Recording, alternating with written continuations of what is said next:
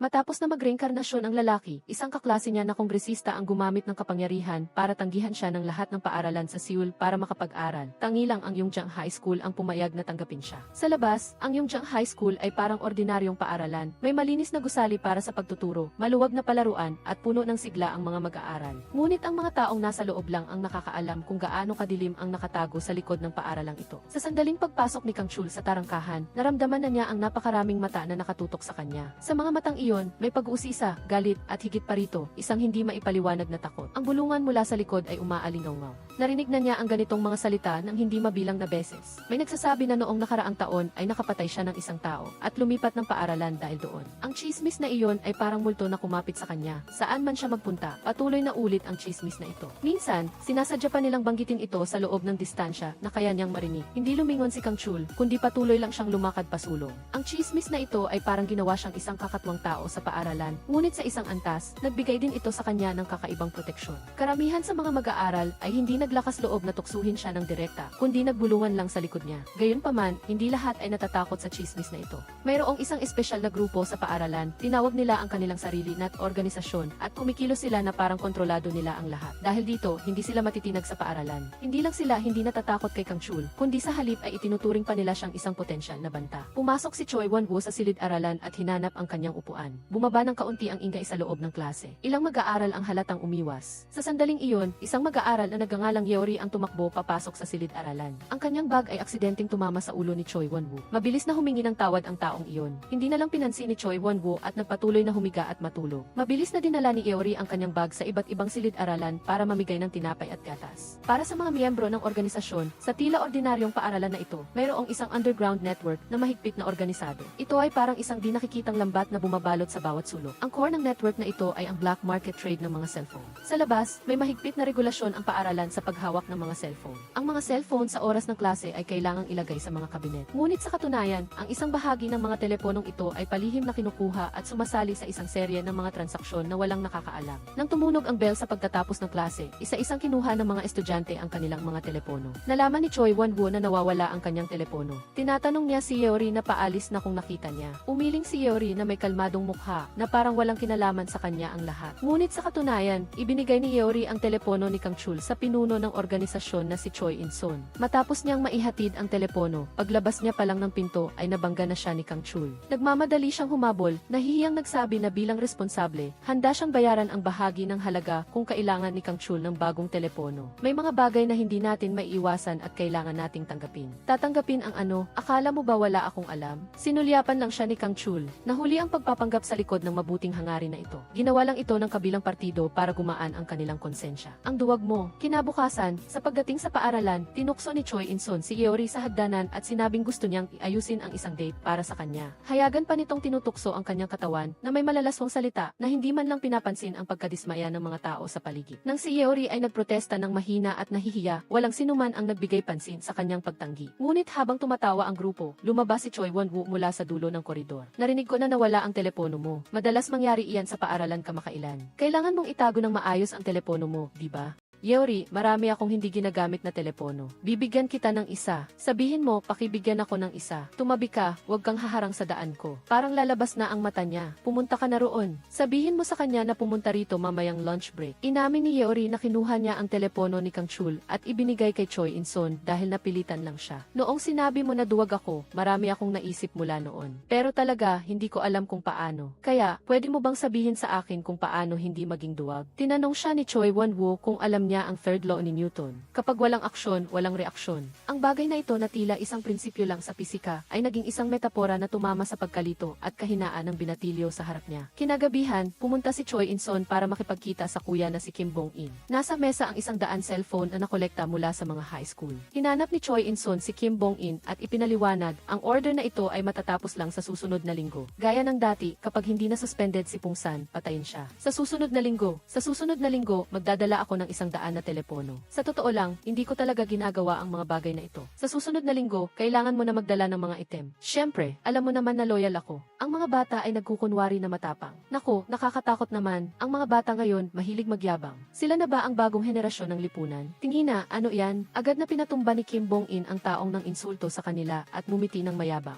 Bago pa sumikat ang araw, nasa paaralan na si Yeori para buksan ang mga kabinet at isa-isang ibalik ang mga cellphone sa lahat. Nang matuklasan ni Choi In-sun na nawawala ang mga cellphone, galit niyang tinanong ang kanyang mga alipores, anong nangyari sa mga cellphone na iyon? Nabalitaan ko na kaninang umaga ay pumunta siya sa bawat klase at ibinalik ang mga cellphone. Galit na hinanap ni Choi In-sun si Yeori. Paulit-ulit na sinasabi ni Yeori ang salitang ki-aksyon at reaksyon. Nang dumating si Choi In-sun, agad niyang sinipa si Yeori. Hanggang ngayon, hindi pa rin makapaniwala si Choi In-sun na naglakas loob si Yeori na nakawin ang mga teleponong iyon. Ang galing mo, ang galing ng depensa mo. Ang galing, itaas mo ang kamay mo. Tinanong niya si Yeori kung sino ang nagbigay sa kanya ng lakas ng loob. Gusto mo bang maospital? Ang bawat tanong ay sinasabayan ng suntok. Si Yeori ay nagalit ang ngipin, hindi man lang umimik. Ang mga estudyanteng nanonood ay tahimik lang. Nakita nila ang eksenang ito, ngunit walang naglakas loob na pigilan si Choi In-sun. Yeori, malapit na itong matapos. Okay ka lang ba? Hindi na nakatiis si Choi Won-woo at sa wakas ay humarang na siya kay Choi In-sun. Kang Chul, ang bastos mo. Sa tagal ng panahon, naging mapagbigay ako sa iyo. Alam mo ba iyon? Nang buong lakas na inihahampas ni Choi In-sun ang kanyang kamao, hindi lumaban o umimik si Kang Chul. Matapos mapabagsak, tumayo agad siya. Magaling ka pala sa suntukan, pang-iinsulto ni Choi In-sun at naghandang sumuntok ulit. Dapat ay tinatamaan ka sa sandaling iwinawasiwas mo ang iyong mga kamay.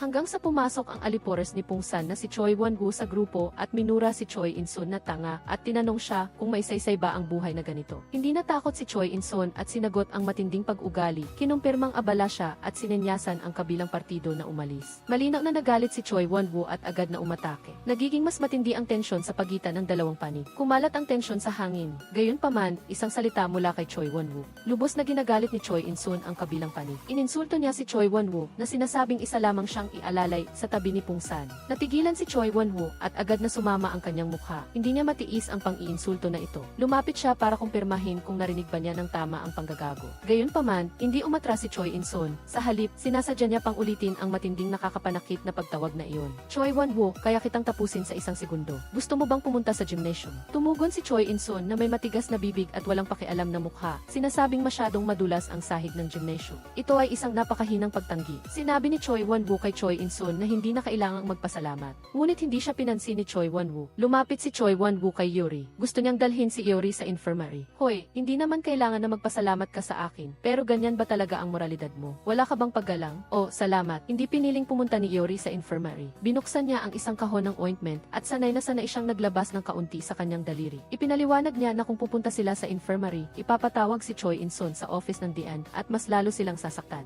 Ito ay isang walang katapusang cycle. Pinagmamasdan lang ni Choi Won-woo ang nakatutok na ekspresyon ni Yeori, tahimik na walang imik. Nagtataka siyang tinanong si Yeori kung bakit niya ginawa iyon. Tiningnan siya ni Yeori na may pag-aalinlangan. Diretsong tumingin si Choi Won-woo sa mga mata ni Yeori at tinanong kung bakit niya ibinalik ang mga teleponong iyon sa lahat. Si Kang Chul, na nag-iisip, ay nagbanggit ng third law ni Newton. Kapag may aksyon, dapat may reaksyon. Bahagyang kumunot ang noo ni Kang Chul at itinuro na hindi iyon ang ibig niyang sabihin. Sa isang sulok ng paaralan, tatlong mag-aaral ang nagbabalik tanaw sa banggaan na nangyari. May isang nag-comment na matagal na ring walang gulo sa Yongjang High School. Ngunit may isa pang may ibang opinyon. Hindi naman talaga iyon gulo. Dahil mula simula hanggang wakas, hindi man lang gumalaw si Choi Won-woo. Kapag siya ang kumilos, iyon ang masasabing tunay na banggaan. Nang banggitin si Choi Won-woo, biglang sumigla ang kapaligiran. May estudyante na nagsabi na napakalakas ng kanyang pagtitiis sa sakit. Baka hindi totoo ang mga chismis tungkol sa kanya. Ang kanyang mga mata ay matatalas at ang kanyang mukha ay galit na parang nagtatago ng isang hindi inaasahang lakas. Hindi nakakagulat na laging iniiwasan siya ni Choi In-sun. Narinig ni Choi Won-woo ang kanilang diskusyon at inulit ang sinabi nila kanina tungkol sa kung bakit iniiwasan ni Choi In-sun si Choi Won-woo. Nagkwento ang iba na noong lumipat si Choi Won-woo sa paaralan noong nakaraang taon, noong unang araw niya, nagkaroon siya ng direktang salungatan kay Choi In-sun. Si Choi In-sun ay nakipag-ugnayan sa mga tao sa dating paaralan ni Choi Won-woo para magtanong tungkol sa background ng bagong estudyante na ito.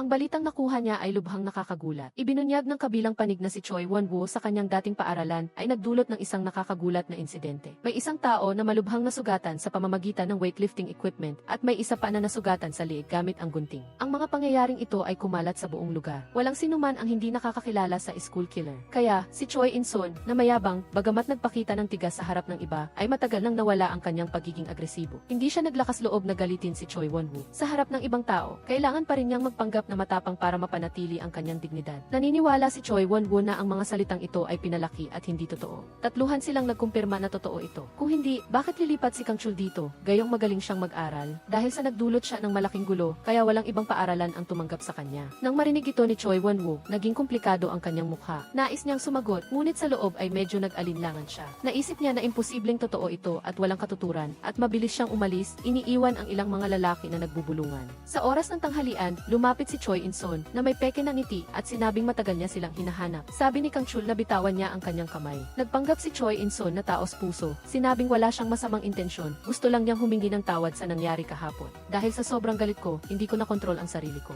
Sobrang nakakahiya. Tapos, itinuro niya ang lalaking nakasuot ng asul na t-shirt na si Choi Won-woo na nakialam sa kanilang gulo kahapon. Tumingin sina Kang Chul at Yori sa direksyon na kanyang tinuturo. Sa malayo, naglalaro ng basketball si Choi Won-woo kasama ang kanyang mga kasama. Binaba ni Choi In-sun ang kanyang boses at sinabing, ang taong iyon ay laging ipinagyayabang na miyembro siya ng basketball club, pero sa totoo lang ay nagmamayabang lang siya. Isa siyang totoong basagulero. Huminto siya ng kaunti at may malalim na ibig sabihin na sinabi kay Kang Chul na mag-ingat. Narinig niyang nagsalita ng masama si Choi Won-woo tungkol kay Kang Chul at gusto niyang maghanap ng pagkakataon na turuan siya ng leksyon sa basketball court. Sa malayo, napansin ni Choi Won-woo na nag-uusap sina Choi In-sun at Kang Chul. Hindi maintindihan ni Choi In-sun. Si Choi In-sun at Kang Chul ay magkaibigan. Nakita ni Choi In-sun na naisiwalat na ang binhi na kanyang itinanim at umalis na siya ng may kasiyahan. Sa klase sa hapon, napansin ni Kang Chul na walang tao sa upuan ni Iori. Pagkatapos pumunta sa banyo pagkatapos ng tanghalian, hindi na nagpakita si Iori. Nag-alala si Kang Chul. Pagkatapos, isa-isang umalis ang mga estudyante sa klase at nag-usap tungkol sa kanilang mga plano para sa katapusan ng linggo. Ngunit ang isip ni Kang Chul ay nasa ibang lugar. Kinuha niya ang kanyang telepono at sinubukang makipag-ugnayan kay Iori. Ngunit nalaman niyang patay na ang kanyang telepono. Sa araw na iyon, sinabi ni Choi In-sun kay Kang Chul na hindi pa nagtatagal. Nakita niya si Choi Won-woo na dinala si Iori sa basketball club Warehouse.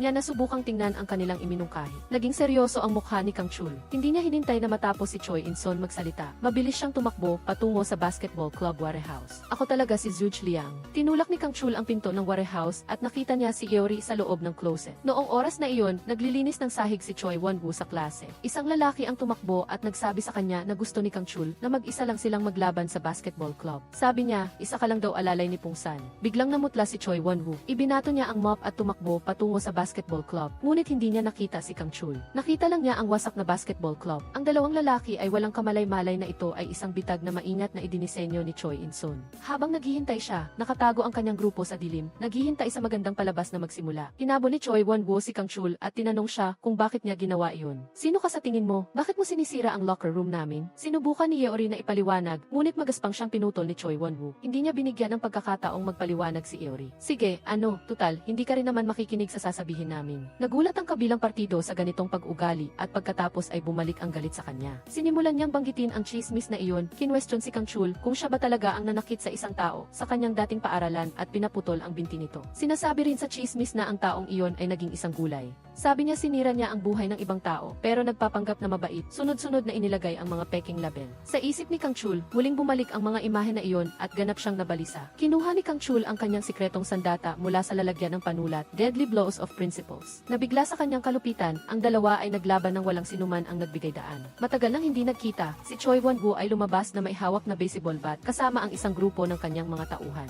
Sabi niya matagal na silang hindi nagkita at napagtanto ni Kang Chul at Yeori na nahulog sila sa isang patibo. Ngunit huli na ang lahat, inutusan ni Choi Won-woo ang kanyang mga tauhan na pabagsakin sila at nagsimula ang kaguluhan. Sumugod ang mga tauhan ni Choi Won-woo kina Kang Chul at Yeori.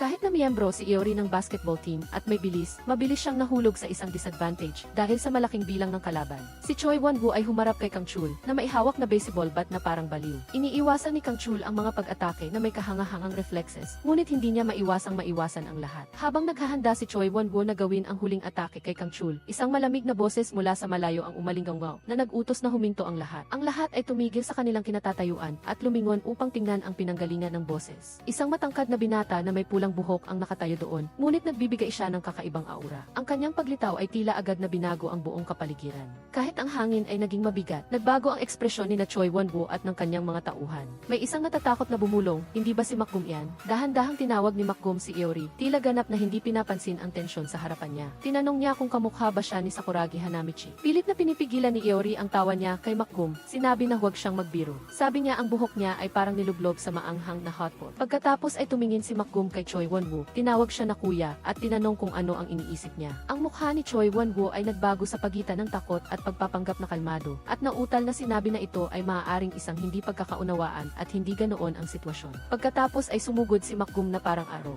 Sumigaw ng malakas si Choi Won-woo at bumagsak sa lupa. Tiningnan ni Makgum si Kang Chul mula ulo hanggang paa at may lumitaw na interes sa kanyang mukha na sinasabi na si Kang Chul ay napakatapang. Dumating ang isang bagong araw. Naglakad si Makgum palapit habang binabati ang kanyang mga kaklase at nakipagbiruan sa isa sa kanila habang hawak ang isang sigarilyo sa kanyang kamay. Nagulat ang isang tao sa tabi niya na makilala siya. Biglang naging tahimik ang kapaligiran. Sa sandaling iyon, lumapit si Kang Chul at sinabi kina Iori at Makgum na tinawag sila ng guro sa opisina. Dahil sa kaguluhan sa ilalim ng tulay kahapon, maraming tao ang nakasaksi sa kanilang paglalaban. Inutusan sila ng guro na lumahok sa voluntaryong gawain sa katapusan ng linggo upang makabawi sa kanilang pagkakamali. Hindi sang-ayon si Iori. Malinaw na si Choi Won-woo at ang kanyang mga tao ang nagsimula ng gulo, ngunit sila ang pinarusahan. Lubusang binaliwala ito ng guro. Ang matigas na saloobin ng guro ay direktang tinanggihan ang kanilang mga depensa. Sinubukan ni Kang Chul na ipagtanggol ang lahat, ngunit malamig na pinagtatawanan siya ng guro. Sinasabi na mabilis siyang nakikibagay. Halos sumiklab ang tensyon. Nagsorry si Makgum at nangakong magsisilbing halimbawa. Pagkatapos umalis sa guidance office, nagsorry si Iori kay Kang Chul para sa kanyang mga hindi nararapat at galit na salita kahapon.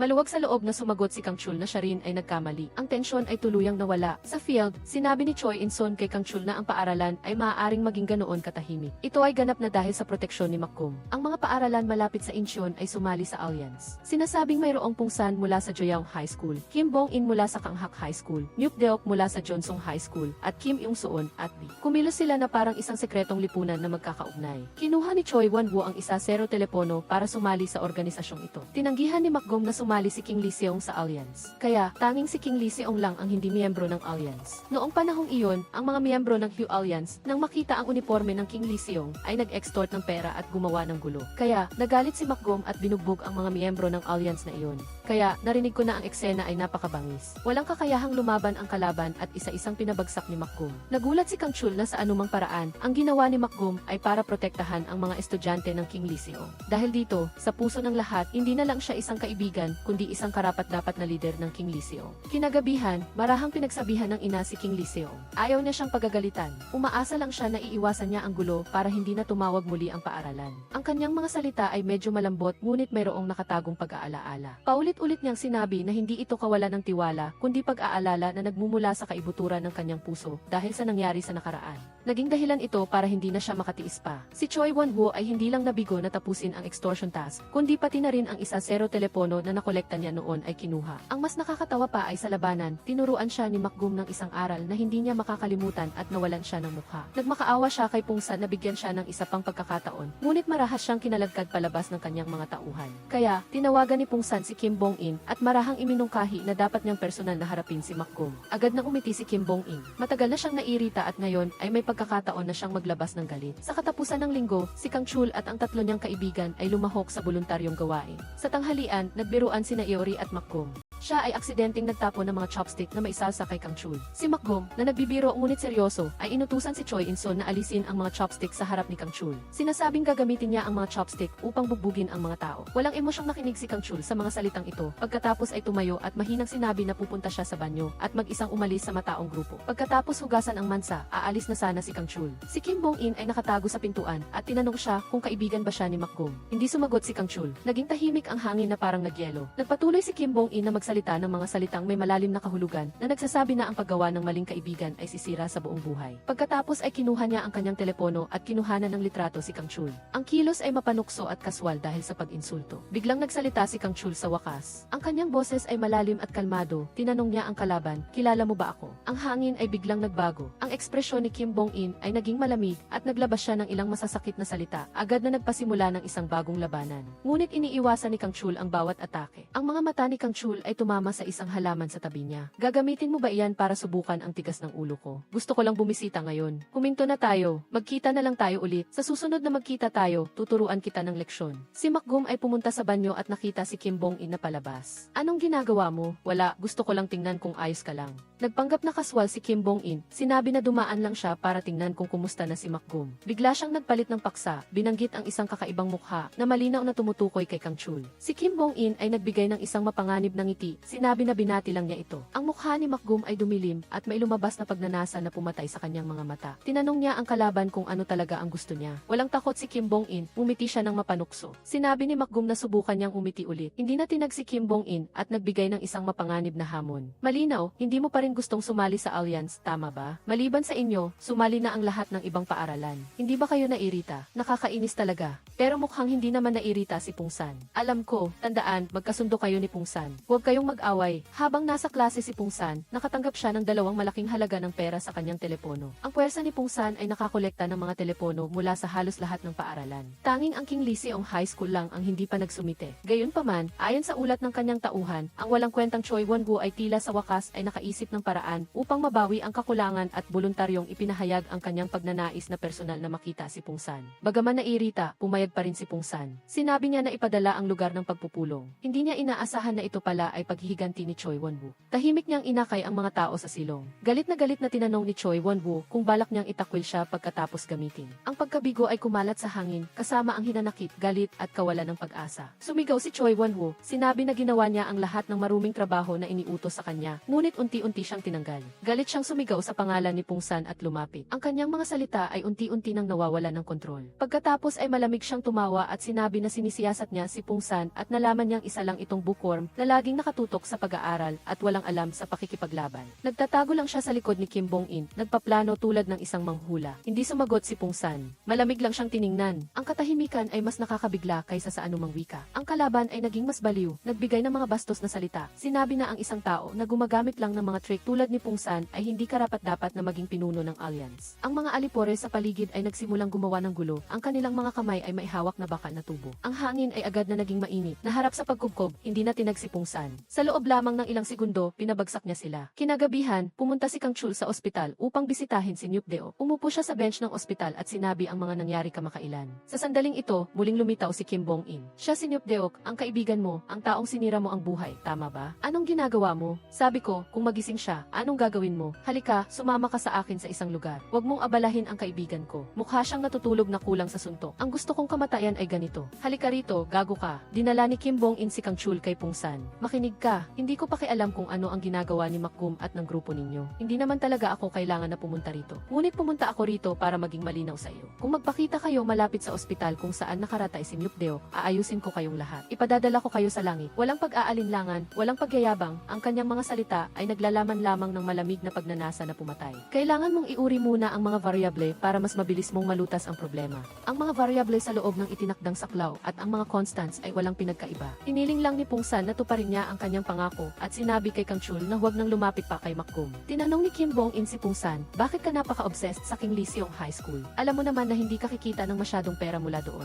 Bakit ka nag-aaksaya ng maraming oras at pagsisikap? Bukod pa rito, hindi mapipigilan si Makgum gamit ang puwersa. Kalmadong sinabi ni Pungsan, iyon mismo ang dahilan. Kailangan mong pilitin ang kalaban na kusa silang pumunta sa pintuan mo. Pagkatapos ay tinanong niya si Kim Bong-in kung nagpadala na ba siya ng mga tao sa tindahan ng pamilya ni Makgum. Si Makgum ay nag-ensayo sa bahay nang makatanggap siya ng tawag mula sa pulis. Sinabi sa kanya ni Pulis Choi In-sun, ang kanyang ama ay nasa gulo na naman at kailangan niyang pumunta agad. Sa harap ng tindahan ng fried chicken, sobrang gulo. Nawala ng kontrol sa emosyon ang ama ni Makgum at nakikipag-away sa pulis. Sumugod si Makgum at pinigilan ang kanyang ama. Ang kanyang tono ay puno ng pagmamakaawa. Paulit-ulit niyang sinabi sa kanyang ama na kumalma, ngunit walang silbi. Maraming tao ang nanonood. Nang makita ito, mahinang pinagsabihan ni Pulis Choi In-sun na humiling kina Makgum at sa kanyang ama na pumunta sa istasyon ng pulisya upang kunin ang kanilang mga pahayag. Aayusin natin ito ayon sa pamamaraan. Hindi sila menor de edad. Kinumpirma ko na ang AC card at ang larawan. Sige, pumunta na tayo sa istasyon ng pulisya para mag-usap. Nagbenta ka talaga ng alak sa mga estudyante. Tama, sige, alis na tayo. Habang kinakaladkad ang mga tao, Sinabi ng miyembro ng Alliance kay Makgum na gustong makipagkita ni Pungsan sa kanya. Agad na napagtanto ni Makgum na ito ay isang gimmick na ginawa ni Pungsan. Kinausap ni Makgum si Pungsan sa telepono at nag-schedule sila ng pagpupulong para sa kinabukasan. Kinabukasan, pumunta si Kang Chul sa basketball club. Nagbiro si Yeori, tinanong kung gusto niyang sumali sa kanilang club. Sinabi ni Kang Chul na nakilala na niya si Pungsan. Ang hangin ay naging seryoso. Kumunot ang noo ni Yeori at agad siyang nagtanong kung may nangyari ba sa kanya. Walang nangyari. Wala akong pakialam sa ginagawa ninyo sa sinuman, kaya huwag niyo akong idamay. Kang Chul, bakit ka biglang ganyan? Hindi ako kasing idol ninyo. Marami pa akong dapat gawin. Kaya, huwag niyo akong idamay. Anong klaseng pananalita yan? Hindi ka naman namin inalok na sumali ah. Kung gayon, ituring na lang natin na hindi tayo magkakilala. Tumalikod si Kang Chul at umalis na nag-iiwan ng isang walang damdaming figura. Ang pinto ay sumara sa likuran niya na nagbigay ng isang mabigat na tunog. Pagkatapos ng klase, sina Yeori at Choi In-son ay hinarang ni Kim Bong-in. Si Kim Bong-in ay may nakakalokong ngiti sa kanyang mukha habang sinasabi na nag-aalala siya sa sugat sa tuhod ni Yeori na may malinaw na mapanuksong tono. Tiningnan siya ni Yeori na pinipigilan ang kanyang galit at tinanong, anong ginagawa mo rito? Tiningnan ni Kim Bong-in ang paligid, tumatawa at sinabi na wala ang bagong dating. At sinadya niyang banggitin ang pangalan ni Kang Chul. Tiningnan ni Yeori ang apat na tao at malinaw na wala sila sa posisyon na manalo. Ngunit hindi siya natinag. Nauna si Choi In-son. Naging tulala si Choi In-son, kaya sinabi ni Yeori na bilisan niya. Umisi si Kim Bong-in at ang kanyang mga mata ay puno ng panunuya. Ang astig mo, tumakbo si Choi In-son sa kalsada at ang mga tunog ng mga yabag sa likuran niya ay papalapit ng papalapit. Ang mga panlalait ay umalinggaw-ngaw. Tumakbo si Choi In-son sa hagdanan para magtago. Matapos pansamantalang makalayo sa kanila, tinawagan niya si Kang Chul at hindi nakalimutan na tanungin si Choi In-son kung nakapunta na siya sa kanyang klase. Ngunit malinaw na naramdaman ni Kang Chul ang isang bagay na kakaiba, kaya tinanong niya, bakit ka biglang nagtatanong tungkol sa aking kinaroroonan? Ngunit bago pa siya matapos magsalita, isang sunod-sunod na yabag ang biglang umalinggaw mula sa dulo ng eskinita. Kasama ng mga mura, sinabi ni Choi In-son kay Kang Chul na umuwi na siya. Kasabay nito, dumating si Makgum sa teritoryo ni Pungsan. Kalmadong nagsalita si Pungsan, sinabi na tinuturing niya pa rin si Makgum na kaibigan. Sinabi niya na ang pagsali sa Alliance ay magiging kapaki-pakinabang din para kay Makgum at tiwala siyang inilarawan ang hinaharap. Kapag nagtapos na tayo, ang Alliance ay magbabago at magiging isang lehitimong negosyo. Ang lahat ay nasa ayos-ayon sa detalyadong plano. Nang marinig ang matatamis na salitang ito, malamig na tumawa si Makgum at nagsabi, kung mas tinitingnan kita, mas nararamdaman ko na wala kang utak. Hindi mo talaga alam kung bakit hindi ko ginagawa ang mga ganyang bagay o nagpapanggap ka lang na hindi mo alam. Galit ako sa iyo. Tumawa si Pungsan. Tumingin siya sa iba at sinabing ang tunay na gago ay walang iba kundi si Makgum. Anong ginawa mo na naman? Kumusta si Yeori? Nang mapagtanto na nasa panganib si Yeori, tumakbo si Makgum para iligtas siya. Ngunit hinarangan siya ng mga miyembro ng Alliance. Dinala ni Kim Bong-in si Yeori sa rooftop para makipaglaban. Ngunit hindi siya kalaban ni Kim Bong-in. Siya ay tinawanan lang at pinaglaruan. Sa gitna ng kaguluhan at pag-ungol, sunod-sunod na bumagsak ang mga alipores. Ang mga sigaw at mura ay umalinggaw sa buong maliit na eskinita. Walang awa si Makgum at pinabagsak niya silang lahat sa lupa. Si Choi In-son ay nahuli at napaligiran ng mga alipores ng Alliance na minura siya. Pagkatapos kumain, hinila ni Kim Song-chul ang kanyang telepono upang kunan ng larawan ang kanilang magulong hitsura. Sa sandaling ito, dumating si Choi In-son. Nang makita ang bagong biktima, tumayo si Kim Song-chul at lumapit na may hindi maipaliwanag na kabaliwan sa kanyang mga mata. Inalis ni Choi In-son ang kanyang bag at kinuha ang kanyang sandata mula rito na nais gamitin ito upang saktan si Kim Song-chul. Hinawakan ni Kim Song-chul ang panulat ni Choi In-son at itinapon ito. Pagkatapos ay itinumba niya ito sa sahig. Kinuha ni Choi In-son ang isang palayok ng bulaklak at binasag ito. Habang pansamantalang hindi makadilat si Kim Song-chul, inalis ni Choi In-son ang kanyang salamin at binali ang frame nito. Itinutusok ito sa likod ng paa ni Kim Song-chul. Sumigaw si Kim Song-chul sa sakit at binitawan ang frame. Kinuha ni Choi In-son ang frame ng salamin na nagplano na tapusin ang kanyang buhay. Nasangga ni Kim Song-chul ang nakamamatay na atake. Tinulak si Choi In-son palayo, tumayo at sumuntok. Pantay ang lakas ng dalawang panig at walang gustong magpatalo. Sa huling sandali, ginamit ni Choi In-son ang kanyang ulo para pabagsakin si Kim Song-chul habang tumatakbo si Pungsan papunta sa kanila. Pareho na silang nakahiga sa lupa. Suho, nakipag-away na naman ako. Paumanhin, mahinang sabi ni Choi In-son nang pagod siyang magmulat. Narinig niya ang pamilyar na boses ni Pungsan. Puno ng pagpapatawa at pagod, sinabi niya na muntik na siyang mahimatay sa pagtakbo habang buhat siya. Mahinang nagtanong si Choi In-son kung ano ang nangyari. Maikling ipinaliwanag ni Pungsan sa kanya na mas malas si Kim Song-chul kaysa sa kanila dahil dinakip siya ng pulisya. Biglang nagpasalamat si Pungsan na may kaunting kahihiyan. Sinabi niya na sinisiguro niya na pagkatapos nito, hindi na mangyayari ang ganitong mga bagay. Nagtanong si Choi In-son tungkol sa isang bagay na bumabagabag pa rin sa kanyang isipan, bakit ganito ang trato sa akin ni King Lee Seong? Ang kamera ay lumipat sa isang grupo ng mga kabataan na nakikipag-away. May isang sumigaw ng babala, huwag mong galawin si Nyupdeo, bumalik sa realidad si King Lee Seong. Mahinang sumagot si Pungsan, siya lang ang aking kaibigan mula pagkabata. Tinawagan ni Pungsan si King Lee Seong. Malamig na nagtanong si King Lee Seong kung nasaan siya. Sinabi ni Pungsan na dinala si Kim Song Chul sa istasyon ng pulisya. Talo ako, King Lee Seong. Ano, ito ba ang gusto mo? Sa totoo lang, hindi mahalaga ang mga bagay na iyon. Ang mahalaga sa iyo ay natalo ako sa iyo. Mas mababa ako sa iyo, hindi ba? Ang gusto ko, tama, alam ko. Pagkatapos makalabas sa istasyon ng pulisya, hinila ni Kim Song Chul si King Lee Seong sa kanilang dating tagpuan at tinanong kung ano ang sinabi niya sa pulisya. Sinabi ko na hinahanap namin ang mga Kim yung suon na iyon para nakawan sila ng pera at pagkatapos ay nagsolo kami, okay. Pero hindi mo man lang ako tinanong, kumusta ka na? May nasugatan ka ba? Naguguluhan pa rin ako kung bakit bigla kang nagpunta rito. Kung may ibinunyag ako sa pulisya, tatapusin mo ako, kaya pumunta ka rito, tama ba? Kung ganoon, ano ngayon? Bagaman hindi tayo mabuting tao, pareho tayong kasapi, hindi ba? Kailangan kong magpahinga sandali, wag mo akong hanapin. Sa huli, humifit siya ng sigarilyo. Dito na nagtatapos ang lahat. Kinabukasan, pagkatapos ng klase, tinawag si King Lee Seong ng isang alipores at sinabing gusto siyang makita ng amo. Sumagot si King Lee Seong na siya na ang magkukusa na makipag-ugnayan. Hindi nasiyahan ang alipores, nagmura at nagpakita ng masasamang mata. Bumaba siya ng kotse, hinawakan ang kwelyo ni King Lee Seong at sinubukang hilahin siya papasok. Tinabig ni King Lee Seong ang kanyang kamay. Galit na galit ang alipores at gustong manakit, ngunit natumba siya ni King Lee Seong. Nang makita ito, bumaba ang isa pa sa kotse upang tumulong, ngunit natalo din siya ni King Lee Seong. Sa huli, iniwan niya ang isang salitang di ako na ang magkukusa na makipag-ugnayan bago umalis. Kinabukasan, sa daan patungo sa paaralan, naghihintay ang tatlong tao kay Choi In-sun sa pintuan.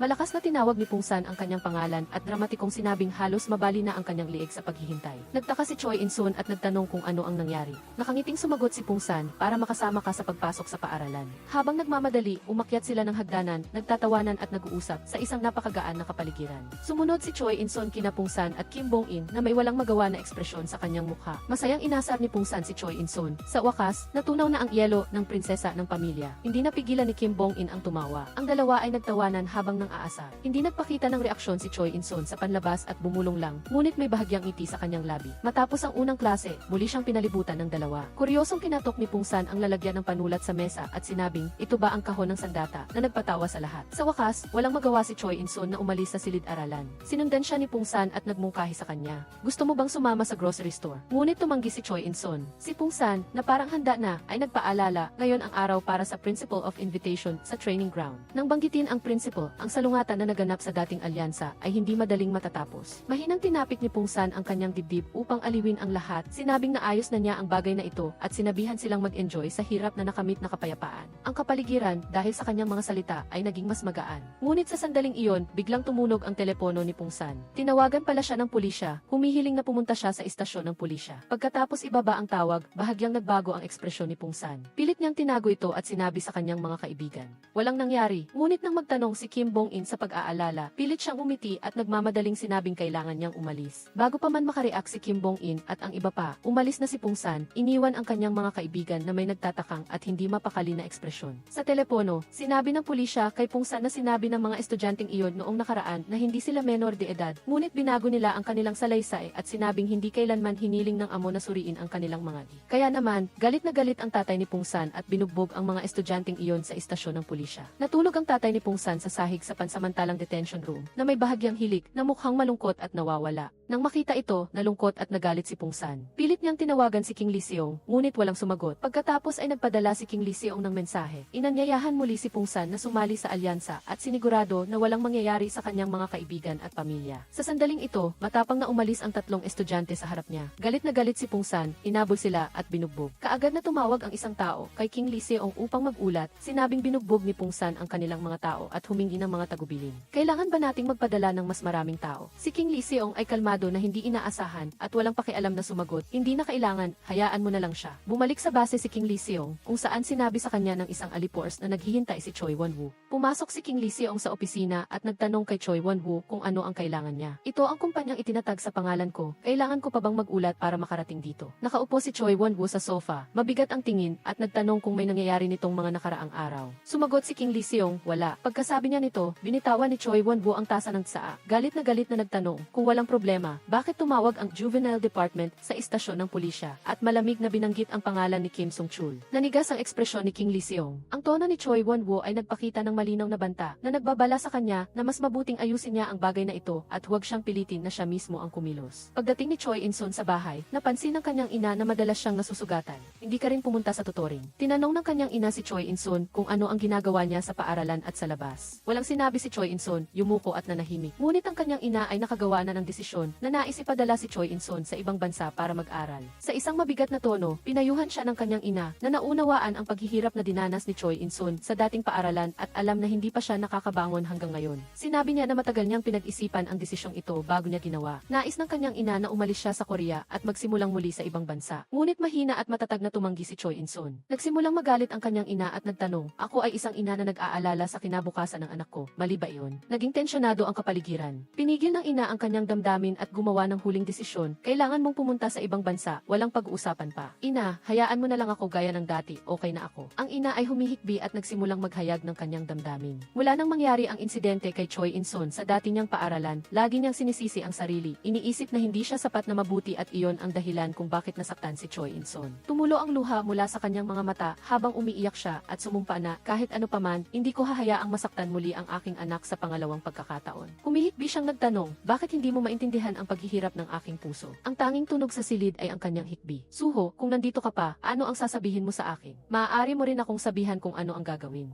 Ang anyo ng nanay ko at ikaw, ang lahat ng ito, sa palagay ko ay kasalanan ko. Hindi ko alam kung ano ang gagawin." Kinabukasan, kinumpirma ng class advisor ang impormasyon na aalis na si Choi In-sun at pinayuhan siyang magsikap sa kanyang bagong paaralan sa ibang bansa. Maingat siyang nagpaalala, huwag kang makipagkaibigan sa mga kakaibang tao. Sa paaralan, kumalat ang isa pang alingawngaw. Nag-uusap ang mga estudyante na binabanggit si Pungsan na gumawa na naman ng problema. May isang malamig na tumawa at sinabi, katatapos lang ng kanyang parusa at hindi nagtagal, binugbog niya ang isang tao hanggang sa halos mamatay sa harap ng istasyon ng pulisya. Mayroon ding nagreklamo tungkol sa pagiging kasama sa gulo. Ang kapaligiran sa buong paaralan ay naging tensyonado sa takot na muling magsimula ang kaguluhan ng alyansa. Nakahiga si Pungsan sa kama, nag-iisip habang tinitingnan ang mensahe mula kay King Lee Seong. Pumasok ang kanyang tatay at nagtanong kung bakit hindi siya pumasok sa paaralan. Mahinang sumagot si Pungsan na masama ang kanyang pakiramdam. Nagtanong ang kanyang tatay tungkol sa kanyang kalagayan at sinabi ni Pungsan na nilalagnat lang siya. Ang tensyon ay lumutang sa hangin. Biglang sumabog ang pagod at pagkadismaya ng tatay. Sinimulan niyang magtanong sa kanyang anak, ano ang magiging kinabukasan mo? Umiwi si Pungsan at sumagot, wala ka ring karapatang mangaral sa akin, tay. Agad na nagalit ang kanyang tatay, sinisi at nagmura. Sinabi niya na si Pungsan ay marunong lang gumawa ng gulo sa buong araw at hindi rin siya mahusay sa pag-aaral at na ang pagpapalaki sa isang walang kwentang tulad niya ay isang pag-aaksaya ng pera. Galit na umalis si Pungsan sa bahay. Muling tumawag si King Lee Seong, sinabing binigyan niya na siya ng sapat na oras upang mag-isip at kailangan na siyang magdesisyon ngayon. Magdesisyon ka na ngayon, hindi na ako magtatanong pa sa iyo sa hinaharap. Ang tatay mo at ang mga kaibigan mo, ako lang ang makasisiguro na magiging maayos ang lahat. Kung tutulungan mo akong gawin ang gusto ko, tutulungan din kitang gawin ang gusto mo. Pumasok si Pungsan sa isang maingay na club. Ang musika ay pumalit sa lahat. Direktang pumunta siya sa maingay na grupo ng mga lalaki. Nag-utos si King Lee Seong, ang target ay ang mga estudyante mula sa Shell High School. Hindi ito mahirap, bigyan mo lang sila ng kaunting ehersisyo. Matatag na kumilos si Pungsan. Binato niya ng suntok ang isang estudyante mula sa Shell High School. Napadaing sa sakit ang estudyante at lumuhod sa sahig. Biglang tumahimik ang mga maingay na tao sa paligid. Ang eksena ay naging tahimik. Malamig niyang sinabi sa estudyante na sagutin ang telepono. Nanginginig na sinagot ng estudyante ng Shell High School ang tawag mula sa kabilang linya. Mahina ngunit malamig na ipinahayag ni King Lee Seong sa kabilang dulo ng linya na simula ngayon, ang Shell High School ay nasa ilalim na ng sakop ng alyansa. Inutusan niya ang estudyante na pumunta kaagad sa opisina upang pag-usapan ang mga bagay. Binigyan ni Pungsan ang estudyante ng isa 0,0001, ibinagsak ang pera at sinabing ibumili ka ng sarili mong panlunas bago umalis ng hindi lumingon. Sa gabi, pumunta sina Kim Bong-in at Nyup Deok sa bahay ni Choi In-sun na inaanyayahan siyang maglaro ng basketball. Binanggit ni Nyup Deok ang nalalapit na pag-aaral sa ibang bansa ni Choi In-sun at nagtanong kung kailan siya aalis. Sumagot si Choi In-sun na hindi pa sigurado. Pagkatapos ng ilang sandali ng katahimikan, mahinang nagtanong si Choi In-sun kung kumusta na si Pungsan. Alam niya ang mga alinggaw tungkol sa kanya. Walang pakialam na ikinaway ni Nyup Deok ang kanyang kamay. Ang pakikipag-away ni Pungsan ay hindi na bago. Huwag kang mag-alala. Sinabi niya nang may kumpiyansa na kapag bumalik na si Pungsan, personal niya itong tuturuan ng aral. Tinawagan ni Choi In-sun si Pungsan, nasaan ka? Hindi mo kailangang malaman, hindi naman ito makasasama sa iyo. May kailangan akong sabihin sa iyo. Pumasok si Pungsan sa base ng alyansa. Sinalubong siya ni King Lee Seong sa pagpasok. Ilang araw ang lumipas, dinala ng ina ni Choi In-sun si Choi In-sun sa paliparan. Binalaan niya si Choi In-sun na may pulang laso ang kanyang maleta para madaling matukoy. Sinabi niya na kung hindi siya sanay sa pagkain sa eroplano, kailangan niyang subukang kumain kahit kaunti. Pinakalma ng ina si Choi In-sun, kapag naayos ko na ang aking trabaho, sasama ako sa iyo sa lalong madaling panahon. Sa sandaling ito, tumunog ang telepono ni Choi In-sun. Tiningnan niya ang screen at nakita na si Kim Bong-in ang tumatawag. Nag-atubili siya sandali bago sumagot. Hindi ako nagkaroon ng pagkakataong sabihin ito sa iyo noong nakaraan, Pungsan. Alam namin ni Nyup Deok na madalas kang pumupunta sa ospital upang bisitahin ang isang kaibigan. Hindi namin alam kung bakit siya nasa ospital at sa palagay ko hindi ka masisisi. Hindi mo kasalanan. Gusto ko lang sabihin sa iyo ito. Pagkatapos marinig ang mga salitang ito, sinabi ni Choi In-sun sa kanyang ina na hindi siya gustong umalis. Sinabi ng aking kaibigan na hindi ito ang aking kasalanan. Nang marinig ni Kim Bong-in na hindi natutuloy si Choi In-sun sa pag-aaral sa ibang bansa, tuwang-tuwa siyang tumakbo sa silid-aralan ni Choi In-sun para kumpirmahin. Masiglang hinawakan ni Nyup Deok ang kamay ni Kim Bong-in. Biglang binanggit ni Choi In-sun si Pungsan na balitaan kung sumali na siya sa alyansa at hindi na siya matawagan kamakailan. Ito ba ay dahil sa atin? Sa tingin niya ay may utang siya sa atin at sa tingin niya ay nasaktan tayo dahil sa kanya. Kahit anong mangyari, kailangan nating ibalik si Pungsan. Si Pungsan ay naging isang alipores ni King Lee Seong, tumutulong sa kanya na hikayatin ang iba't ibang paaralan na sumali sa mapa ng alyansa. Isang araw, pagkatapos makumpleto ang misyon, mahinang sinabi ni King Lee Seong kay Pungsan, "Salamat sa iyong pagsisikap." Malamig lang na tumawa si Pungsan. Kumuha si King Lee Seong ng isang sobre na puno ng pera at ibinigay sa kanya. "Ano ito? Para sa tatay mo? Nagmamagandang loob ka ba? Sinabi ko na sa iyo na magmumulta siya. Ibinibigay mo ba sa akin ito para gumawa ako ng mas maruming bagay? Kahit anong gawin ko, kukunin mo rin naman ang pera. Kailangan mo bang sabihin iyan para gumaan ang pakiramdam mo? Bakit ka naging ganito?" Kinabukasan, pumunta ang grupo ni Choi In-sun sa bahay ni Pungsan, ngunit walang sumasagot matapos silang kumatok ng matagal. Sa sandaling ito, umuwi ang tatay ni Pungsan. Inanyayahan niya ang tatlo na pumasok sa loob. Nagtanong si Choi In-sun tungkol sa kamakailang kalagayan ni Pungsan. Gusto niyang malaman kung gaano nakatagal siyang hindi umuwi. Umiinom si Pungsan habang walang tigil siyang minura. "Ang walang kwentang anak na iyon, hindi ko siya binugbog ng sapat noong bata pa siya, kaya ganyan ang itsura niya ngayon." Sinisi niya si Pungsan, sinabing katulad siya ng kanyang walang kwentang ina na walang ginagawa buong araw. Sinabi pa ng tatay ni Pungsan sa tatlo na iparating kay Pungsan ang mensahe. Kung hindi siya magpapakita sa labas, umuwi na siya at matutong magprito ng manok. Sa harap ng ganoong tatay, hindi na nakapagpigil pa si Choi In-sun. "May nagawa bang mali si Pungsan sa iyo?" "Ano?" Binigyang diin ni Choi In-sun na sa paaralan, hindi baliw si Pungsan tulad ng sinasabi niya. Hindi rin siya basura. Palagi siyang nag-aalala sa kanyang mga kaibigan. At talagang mahal siya ng lahat. Tiningnan ni Choi In-sun ang tatay ni Pungsan at sa isang mahinahon, ngunit matatag na tono, sinabi niya, "Sa palagay ko, hindi si Pungsan ang problema, kundi ikaw." Bago pa siya matapos magsalita, nagalit ang tatay ni Pungsan, sumigaw at pinapaalis sila. Nagmamadali silang tumayo, nagpaalam at mabilis na umalis sa bahay habang minamaliit sila. Habang pauwi, sinabi ni Kim Bong-in, "Sabi ko na sa inyo na huwag kayong pumunta rito." Naalala niya ang mga nakaraang pagkakataon na kapag lasing ang tatay ni Pungsan, lagi siyang pinipilit na tumakbo at matulog sa kanilang bahay. Mahina ring huminga si Kim Bong-in, talagang nakakatakot ang tatay ni Pungsan. Tumahimik ang tatlo. Lumipat ang usapan mula sa isang paksa patungo sa isa pa. Nag-isip si Seon at nagtanong, bakit kailangan ni Nabigin si Park Ho-min? Bumalik sa nakaraan ang prinsipe at sinabing, dati, maganda ang relasyon ni na Park Ho-min at Nabigin, napakalapit nila na nasasabi nila sa isa't isa ang lahat. Pero sa totoo lang, noong high school, si Nabigin ay isang lalaki na abala lang sa pag-aaral. Hindi man lang siya makatingin sa mga tao. Patuloy siyang nag-isip, ang taong talagang nagpabago kay Nabigin ay si Park Ho-min. Si Park Ho-min ang nagturo kay Nabigin kung paano magtulungan, paano harapin ang takot. Nagring ang bell para sa tanghalian.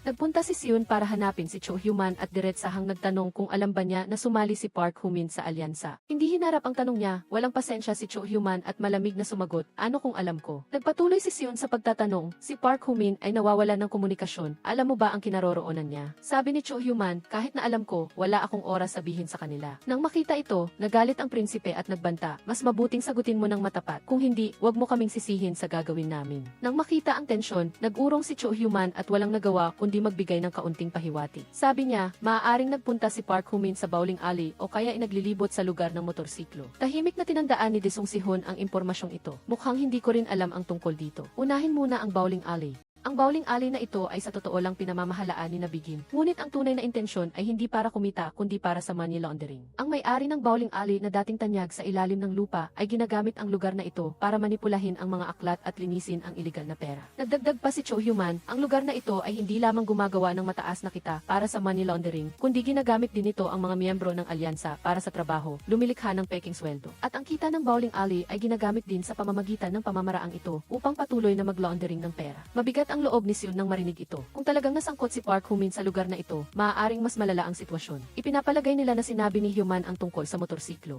Sa panlabas ay normal na negosyo, ngunit ang totoo ay nagdadalubhasa sila sa pagkuha ng lahat ng uri ng motorsiklo, mga sasakyan na pang-delivery at malalaking motorsiklo. Pagkatapos makuha, binabago nila ang mga plaka, pinipinturahan ang mga ito at binabago ang mga piyesa. Ginagawa nilang mukhang modified na sasakyan at ibinebenta sa murang halaga. Mas nakakatakot pa, pagkatapos bilhin ang motorsiklo, ginagamit pa nila ang duplicate na susi para nakawin muli na lumilikha ng isang tuloy-tuloy na illegal na cycle. Nang marinig ito, hindi makapaniwala ang prinsipe at nagtanong, walang nagre-report sa pulisya. Walang silbi ang pagre-report sa pulisya. Gumagamit lang sila ng cash o peking account para sa mga transaksyon. Bukod pa rito, may hanglek sa likuran nila na sumusuporta. May mga chismis na pati ang ilang pulis ay nagbubulag-bulagan. Tinanong muli ni Seon, bakit handang magpakamatay ang mga miyembro ng alyansa para kay Nabigin? Nagbabayad ng malaki si Nabigin. Sa isang o dalawang beses na paggawa nito, nakakakuha na sila ng milyon-milyong won. Para sa mga batang nag-aaral pa at walang pera tulad nila, ito ay napakaakit. Lalo na sa mga kabataan na katulad ni Park Hoo-min na mahirap ang pamilya, halos wala silang kakayahang tumanggi. Tara na, uy, gusto nyo bang bigyan ng leksyon si Nabigin? May personal na galit ako sa kanya. Maaari tayong magtulungan. Hintayin natin na mag-isa ang gunggong na yan tapos bugbugin natin siya. Ano sa tingin mo? Tara, harapin natin siya o tawagan ko na siya ngayon? Seon, kailangan ko bang tumawag ng tao ngayon? Hindi namin kailangan ang tulong mo. Ano ang ginagawa mo, gunggong? Ano ang ginagawa ko? Natigilan si Cho Hyuman, nagulat ang mukha at pagkatapos ay hindi niya napigilan ang sarili na bumulong ng isang mura. Pagkatapos lumabas ang tatlo, iminungkahi ng prinsipe, direktang hanapin natin ang isang tao mula sa alyansa at alamin ang eksaktong lokasyon ng motorsiklo ni Daesung. Sa tingin ko, malamang na nandoon si Park Hoo-min. Ano na naman, mag-aaway na naman at masasaktan na naman? Hiniling ni Seon na huwag muna silang gumawa ng kahit ano. Mayroon na siyang plano sa isip niya. Samantala, pag uwi ni Park Hoo-min, nakatanggap siya ng litrato ng motorsiklo at isang detalyadong address. Tumawag si Nabigin at sinabihan siyang nakawin ang motorsiklo. Ano, nakawin? Kung gusto mong protektahan pa ang mga tao sa paligid mo, mag-isang pumunta si Seon sa bowling alley. Nakilala siya ng lahat na siya ang lalaking nambugbog kay Che Dong-hwa. Masayang pinagmasdan ni Che Dong-hwa ang lalaki sa harap niya. May mapanuksong ngiti sa sulok ng kanyang bibig. Inilahad niya ang kamay niya na kunwari ay makikipag-shake hands at ang tono niya ay maihalong pangmamaliit. Ngunit hindi ito pinansin ni Seon, malamig lang niyang inulit na saan si Nabigin. Umiti si Dong-hwa at inilagay ang kamay niya sa bulsa ng kanyang jacket. Nagtanong nang may walang pakialam na sa loobin, bakit mo hinahanap si Nabigin? Kalmadong sumagot si Seon, may gusto akong sabihin sa kanya. Hindi ko gusto ang walang kabuluhang pag-uusap sa kanila. Sabi ni Dong-hwa na malapit nang dumating si Nabigin. Pagkatapos ay inutusan niya ang kanyang mga tauhan na patayin ang ilaw at sarhan ang pinto para sa mga customer. Inanunsyo na pansamantalang sarado sila ngayong gabi. Samantala, sa kabilang banda, hanapin ang sasakyan ni Daesung, gusto ni Hyun Taek na pumasok. Sinabi ni Seo Jun Tae na dapat nilang sundin ang utos ni Seon na huwag gumawa ng anumang bagay na pabigla-bigla. Kung wala tayong gagawin, babalik na lang ba si Hoo-min ng mag-isa? Kailangan nating gumawa ng isang bagay. Nagtulungan ng dalawa para akyatin ang bintana at nakita nila na maraming motorsiklo sa loob ng bodega. Sa gabi, nang makita ni Park Hoo-min na dumating ang may-ari ng motorsiklo, agad siyang kumilos. Kasabay nito, ang grupo ng magkakapatid ay laging nagbabantay malapit sa sasakyan ni Daesung. Iniisip na sa ganitong paraan ay makikita nila ang paglitaw ni Park Hoo-min. Ngunit naghintay sila hanggang gabi at walang dumating. Naiinis na isip ng prinsipe na nagtatago si Park Hoo-min sa loob. Patuloy siyang kumatok sa pinto at tinawag ang pangalan ni Park Hoo-min. Taranta si Seo Jun Tae at sinubukan siyang pigilan, pinayuhan na kumalma siya, ngunit hindi nakinig ang prinsipe. Gusto pa nga niyang pumasok sa loob. Nagtulungan ang dalawa at nagtagumpay na buksan ang bintana. Pero walang tao sa loob. Gayunpaman, nakita ni Hyun Tae ang brief ni Park Hoo-min sa loob na nagpapahiwatig na nandoon siya. Napansin ni Seo Jun Tae ang mga dokumento sa kabinet. Agad niyang tinawag si Hyun Tae at itinuro ang mga dokumento. Pabulong na sinasabi na maaaring ito ang ebidensya ng krimen ni Nabigin na binanggit ni Cho Hyuman kanina. Kaya, kinuha ni Hyun Tae ang martilyo para basagin ang padlock. Sa wakas, nakuha ni Seon si Nabigin. Inutusan ni Nabigin ang kanyang mga tauhan na umatras. Pagkatapos ay umupo siya sa harap ni Seon. Napaka-curious ni Seon.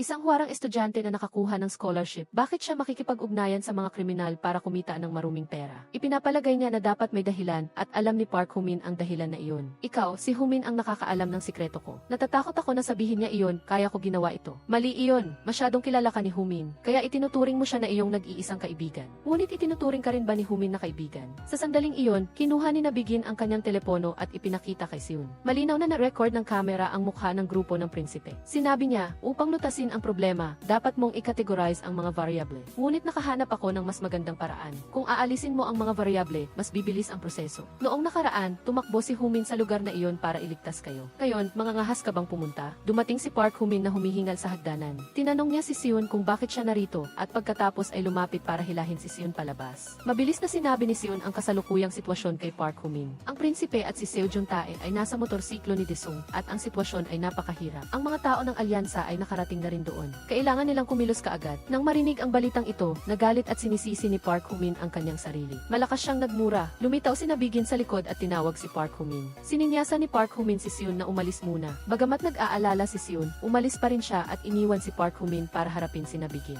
Nasaan ang mga gamit? Tanong ni Nabigin. Ngunit kalmadong sumagot si Park Humin, hindi ko iyon kinuha. Ang mga taong nasa paligid ko, gawin mo ang gusto mo sa kanila. Gawin mo na lang ang mga mababang bagay na iyon. Sa pagkakataong ito, naintindihan ko na. Tayo ay talagang hindi para sa isa't isa. Kaya, pagkatapos nito, wag mo na akong hanapin, pakiusap. Isipin mo na lang na hindi tayo kailanman nagkakilala. Kasabay nito, sa bodega ng motorsiklo ni Daesung, nakita ni Seo Jun-tae ang isang detalyadong notebook tungkol sa pagkuha, pag-modified, at pagbenta ng motorsiklo. Napagtanto nila na kung ibibigay nila ito sa pulisya, hindi lang masisira ang operasyon ng alyansa, kundi malulutas din ang problema ni Park Humin. Tuwang-tuwa ang prinsipe at hinikayat si Seo Jun-tae na i-impect ang mga dokumento.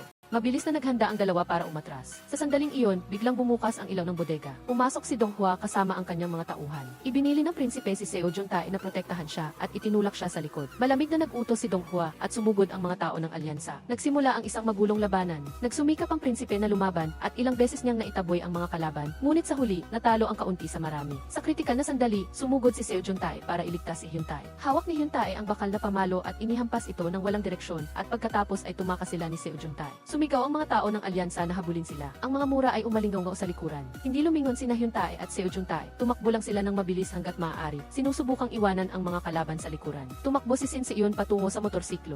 Biglang nakatanggap ng tawag si Daesung. Agad na ipinagbigay alam ng doktor na biglang lumala ang kondisyon ni An Soo-ho. Hindi makontak ng ospital ang pamilya, kaya tinawagan na lang nila si Seon batay sa listahan ng mga bisita. Nang marinig ang balita, mabilis na tumibok ang puso ni Seon. Bago pa man siya makabawi sa pagkagulat, isang malakas na truck ang sumugod papunta sa kanya. Ang malakas na tunog ng busina at paghinto ng sasakyan ay umalingaw-ngaw. Nagtago si Hui at Seo Jun-tae sa ilalim ng sasakyan at matagumpay na nakatakas, ngunit mabilis na natuklasan si Seo Jun-tae. Kinuha ni Dong Hua ang notebook at binugbog si Seo Jun-tae. Sa sandaling iyon, dumating si Park Humin at mabilis na tinalo ang mga miyembro ng alyansa sa ilang suntok. Tinatakpan ng galit ang rasyonalidad ni Park Humin at gusto niya pang burahin ang kalaban. Sumigaw ang prinsipe na huminto siya. Sa sandaling ito, nakatanggap si Seo Jun-tae ng tawag mula sa ospital na nagsasabi kay Park Humin na may nangyari kay Seon. Nagmamadaling tumakbo ang tatlo sa ospital at nakita nila si Seon na nawala ng malay matapos maaksidente sa kotse. Ang tunog ng mga medical device ay patuloy na umalinggaw na malamig na umalinggaw sa bawat sulok. Sa kaibuturan ng alaala, unti-unting lumitaw ang mga eksena. Dati, masaya tayong magkasama. Pero alam mo, sa huli, wala ring silbi ang lahat ng ito. Sa huli, magiging katulad din tayo nito. Sa huli, lahat ay masasaktan. Ayokong marinig ang iyong paghingi ng tawad, kaya magpakatatag ka. Nakahinga ng maluwag ang tatlo nang malaman na wala na sa panganib si Seon. Sinabi ng nanay ni Seon na umuwi na sila at magpahinga para hindi mag-alala ang kanilang mga magulang. Ngunit nagpumilit ang tatlo na manatili roon at maghintay hanggang magising si Seon. Subalit, sa kabila ng kanilang kabutihan, may komplikadong ekspresyon ang nanay ni Seon. Pagkatapos mag-alinlangan, bumuntong hininga siya at nakiusap na huwag na silang makipagkaibigan pa kay Seon. Pagkatapos sabihin ito, umalis siya nang hindi lumilingon, iniiwan ang walang laman na pasilyo at ang tunog ng papalayo niyang mga hakbang. Napansin ni Nabigin na nawawala ang isang mahalagang pahina sa notebook. Agad na nagboluntaryo si Dong Hua na kunin ito. Umubo siya ng ilang beses, sinubukang itago ang kanyang pagkabalisa. Kinabukasan, umuwi si Park Humin sa bahay ng kanyang ama. Binuksan ng tatay niya ang drawer at kinuha ang perang dinala ni Park Humin noon. Ayaw niyang malaman kung saan galing ang pera, kaya sinabi niya na ibalik na lang ni Park Humin ang pera. Pagkatapos, binanggit niya na may mga kaibigan siyang bumisita kahapon. Ang isa sa kanila ay naglakas loob na kutyain siya. Habang umuuya, inalala niya ang sitwasyon at sinabing mukhang matalino ang batang iyon. May halong paghihirap sa kanyang boses. Sabi niya, ano man ang mangyari, mas maganda ang buhay ni Park Humin kaysa sa kanya noong bata pa siya. At least, may mga taong naghahanap sa kanya at naaalala siya. Habang kumukuha ng pagkain, pinayuhan siya ng kanyang ama na pahalagahan ang mga kaibigan na ito dahil ang mga kaibigan na ganito ay sasama sa kanya hanggang sa huli. Nang marinig ang mga salitang ito, hindi napigilan ni Park Humin ang damdamin sa kanyang dibdib. Nahiya siya at tuloy-tuloy na tumulo ang kanyang luha. Sa istasyon ng pulisya, hawak ni Seo Juntae ang listahan na may kinalaman sa pagnanakaw ng motorsiklo at ibinigay ito sa pulis. Ngunit nang tanungin siya kung may ebidensya siya ng mga transaksyon sa pera, umiling lang si Seo Juntae. Napabuntong hininga ang pulis nang walang magawa. Kung walang malinaw na tala ng transaksyon, magiging napakahirap na imbestigahan ang kasong ito. Gayunpaman, pinagaan niya ang loob ni Seo Juntae at sinabing iingatan ng pulisya ang mga dokumento at hintayin na lang niya ang abiso. Kinuha ni Seo Juntae ang listahan at umalis sa istasyon ng pulisya. Ngunit hindi pa siya nakakalayo, hinarang na siya ng mga tao ng alyansa. Dinala nila si Seo Juntae pabalik sa kanilang base at sinunog ang papel. Nagulat ang tauhan kay Nabigi na nasunog na ang mga dokumento. Pagkatapos ay inabot ng tauhan ang telepono kay Seo Juntae. Tinanong ni Nabigin, kumuha ka ba ng litrato? Paano mo nalaman? Hindi ko talaga maintindihan. Ano pa bang magagawa ng taong tulad mo? Pinagdudahan niya si Seo Juntae. Anong magagawa ng kakayahan mo? Kahit na nandoon pa ang mga dokumento, hindi pa rin sila magigiba. Kaya bakit ka nag-aalala? Ano? Si Park Hoo-min, si Shin-go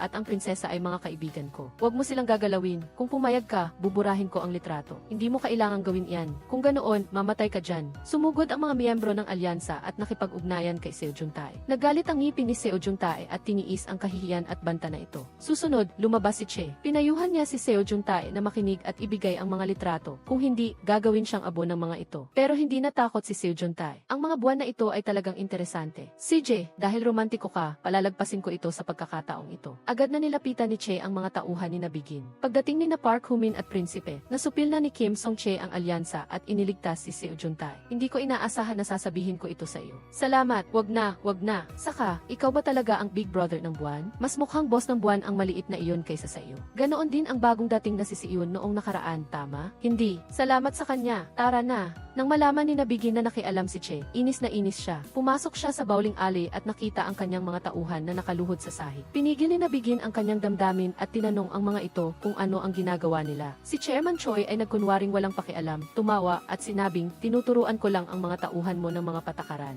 Sinabi ko sa kanila na tawagin ka, pero tinanong ako ng mga gunggong na iyan kung bakit. Sabi pa nila, abala ka raw at maaari ko lang sabihin sa kanila ang kailangan ko. Tapos na ang problema, kaya hindi mo na kailangang mag-alala tungkol dito. Noon, dapat mo munang ayusin ang mga aso mo na laging tumatawag sa akin. Hindi ko na matiis. Aayusin ko na ito ng malinis. Hindi magkakamali, bata. Nagiging big brother na ang ating Nabigin. Marunong na siyang magpanggap sa harap ng kanyang mga tauhan. Kung babalik pa ako dito sa susunod, wala ka ng buhay. Pagkatapos niyang sabihin iyon, umalis si Chairman Choi. Iniiwan si Nabigin na nakatayo doon, humihingal, at ang kanyang mga mata ay puno ng galit. Sa kabilang banda, sinisisi ng grupo ni Park Hoo-min si Seo Juntae. Bakit ka tumakbo sa isang mapanganib na lugar? Patuloy na ipinapaliwanag ni Seo Juntae. Sa totoo lang, itinago niya ang criminal file ni Nabigin at gusto niya itong dalhin sa istasyon ng pulisya bilang ebidensya. Ngunit natuklasan ito ng mga tao ng alyansa at kinuha. Para ka talagang baliw minsan. Lahat tayo ay baliw, pati si Seung.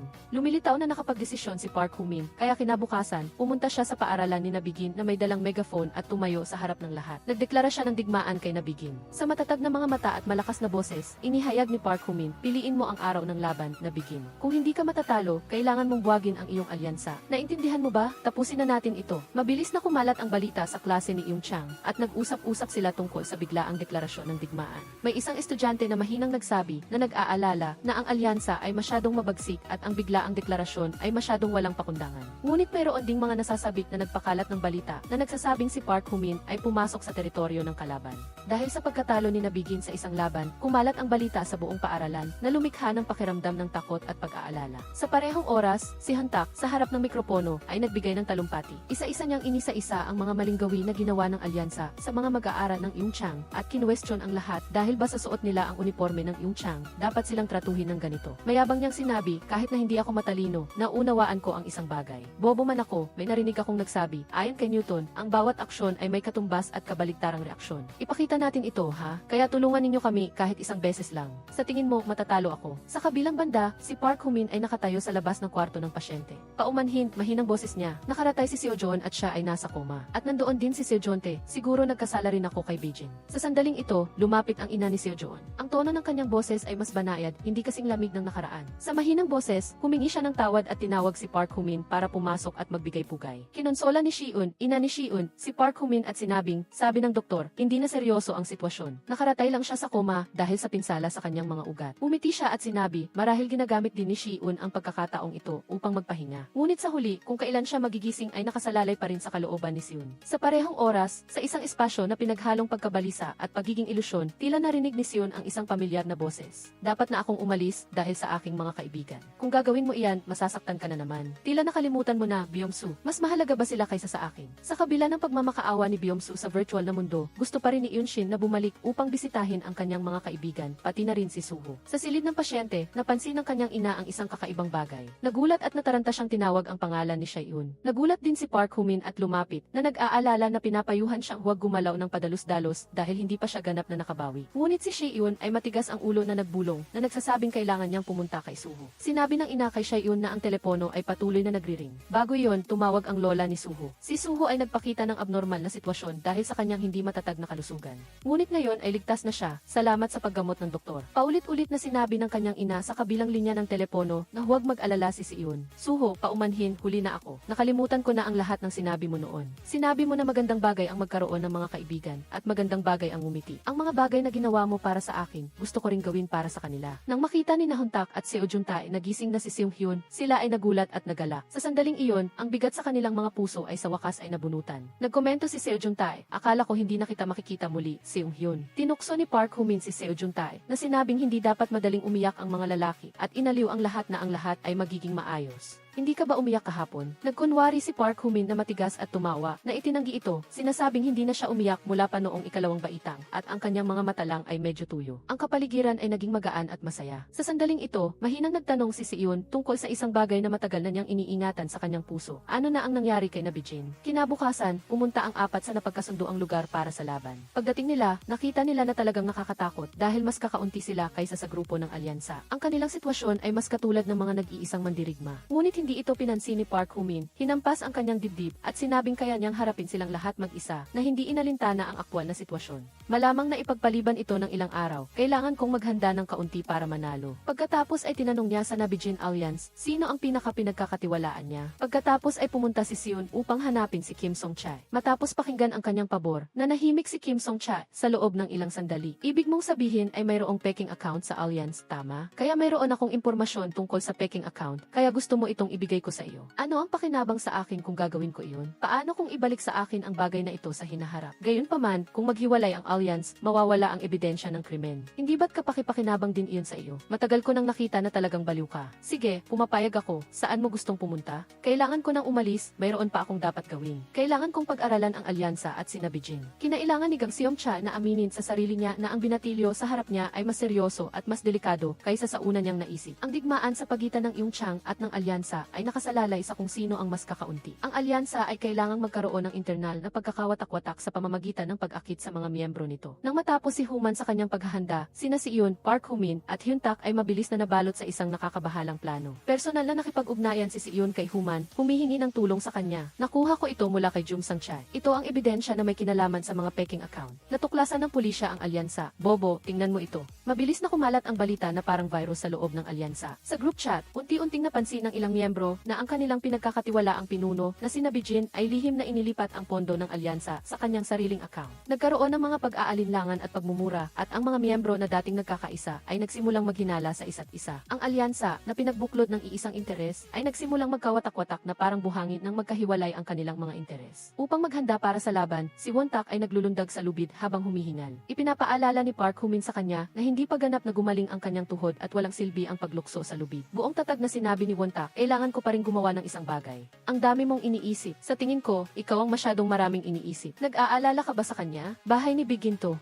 Napakalaki at napakaganda. Mas maliit ang bahay ko kaysa sa iyo. Ay, mayroong basketball court doon. Marunong ka bang mag-basketball? Ang matatalo ay kailangang bumili ng inumin o kung ano paman. Halika dito. Noong nakaraang buwan, nagpadala ka ng ilang mga stuffed toy para sa mga bata. Maraming salamat. Gusto nilang lahat. Mabuti kung gayon. Baek Jin, nagdodonate ka ng pera at mga gamit bawat buwan. Hindi mo na kailangang gawin iyon. Hindi ko pa natatanong sa iyo kung saan galing ang pera. Ngunit ngayon, medyo nag-aalala ako. Gusto kong magpahinga dito ng ilang sandali bago umalis. Mabilis na dumating dumating ang araw ng labanan. Habang papunta si Siyun sa meeting point, bigla siyang nakatanggap ng mensahe mula kay Kim Song-chae na nagsasabing tila nasa opisina ng alyansa ang ebidensya ni Nabijin. Sinabi ni Kim Song-chae na walang tao sa opisina at pinapunta siya kaagad doon. Tiningnan ni Nabijin ang maliit na grupo ng mga tao at kinuwestiyon si Donghua na saan ang iba. Ipinaliwanag ni Donghua na sinabi ng mga taong iyon na natuklasan ang kanilang mga peking account at natakot sila kaya nagtago. Agad na nahulaan ni Nabijin na si Siyun ang may gawa nito. Sa parehong oras, mas marami pang tao ang nagtipon kasama sina Seo Juntae at Rita. Tinakpan ng madilim na ulap ang langit at bumuhos ang ulan na nagpapabasa sa lupa. May isang nagreklamo na napakasama ng panahon at malapit nang mabasa ang kanilang sapatos.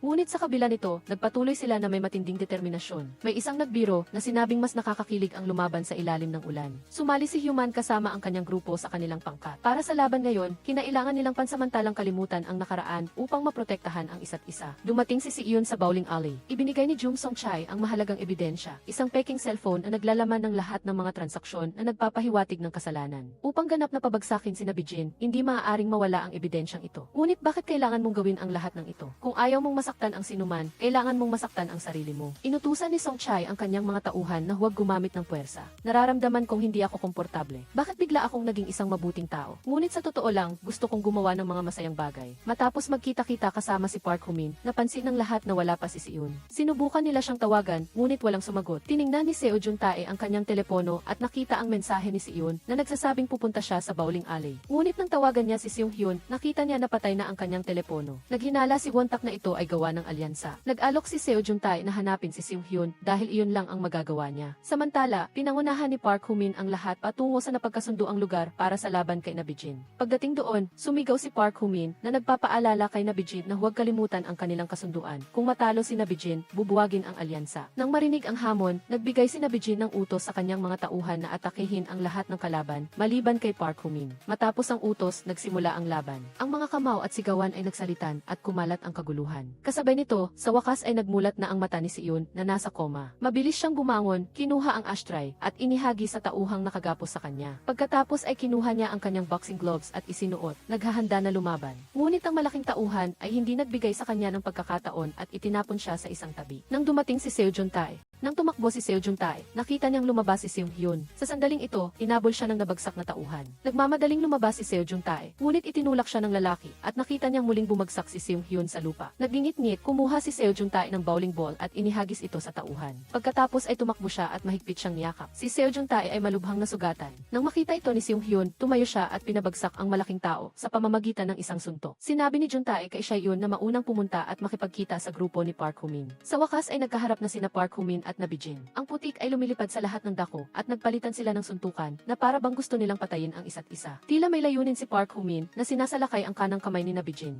Ginapi ni Nabijin si Park Ho-min gamit ang mga suntok at headbutt. Ang kaguluhan sa field ay napilitang huminto. Ang lahat ay huminto sa kanilang ginagawa. Tumayo si Nabijin sa gitna ng malaking patlang at inihayag, simula ngayon, opisyal na bahagi na ang iyong tiyang ng alyansa. Malamig siyang tumingin sa paligid. Walang sinuman sa kanyang paningin ang naglakas loob na gumalaw. Sinabi ni Nabijin, kung may hindi sang-ayon sa resulta, lumabas at hamunin ako. Ngunit walang sinuman sa malawak na patlang ang naglakas loob na magsalita. Walang sumagot sa kanyang hamon. Ang kapaligiran ay naging kasing lamig ng yelo. Sa sandaling ito, tumayo si Wontak. Ngunit tumakbo si Siyun, itinulak siya at sumulong ng mag-isa upang harapin si Nabijin. Siya nga pala, ikaw naman, Siyun. Ano, ang dami mong sinabi noon, pero natatakot ka ba ngayong oras na ng laban? Ikaw ang madaldal. Ikaw lang ang nagsasalita. Ang kanang kamay ni Nabijin ay nawalan na ng lakas. Inilagay niya ang kanyang kanang kamay sa kanyang bulsa at naunang sumuntok gamit ang kanyang kaliwang kamay. Ngunit hindi umiwas si Siyun. Dumiretso siya sa kamao ni Nabijin na tinatarget ang kanang paa ni Nabijin. Isa-isa niyang tinamaan ang kanang paa ni Nabijin. Dahil sa patuloy na epekto, unti-unting nawala ang suporta ng kanang paa ni Nabijin at bumagal ang kanyang mga galaw. Ngunit sa kabila nito, hindi pa rin niya kayang talunin si Nabijin. Sa huli, siya ay nabagsak sa isang suntok. Si Nabijin ay nagingit-ngit habang kinukwestiyon si Siyun.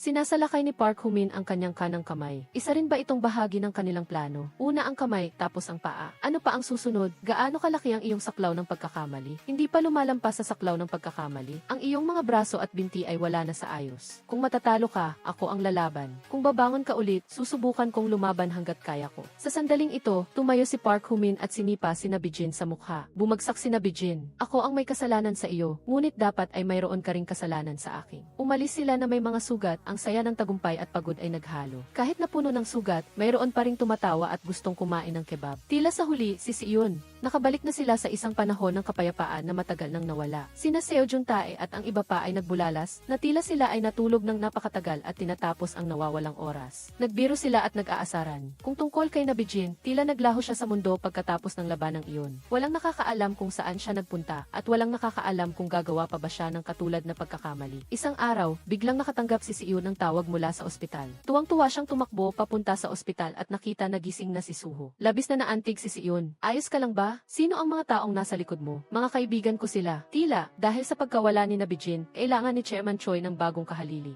Upang palitan si Bijin, ang pumalit sa kanya ay si Kim Song Chai. Ang bowling alley na ito ay para sa mga bata, ngunit ang kabilang banda ay iba. May masaya ba doon? Ang paggawa ng pera ay hindi masaya at napakahirap. Walang romansa. Siya nga pala, alam mo ba kung nasaan si Bijin? Hindi ko siya matawagan. Nagtataka rin ako. Ang huling eksena ng pelikula ay ang grupo ni Siyun na dumalo sa libing ni Bijin. Nagtatapos na rito ang misteryosong pelikulang ito. Salamat sa inyong panonood at suporta. Paalam!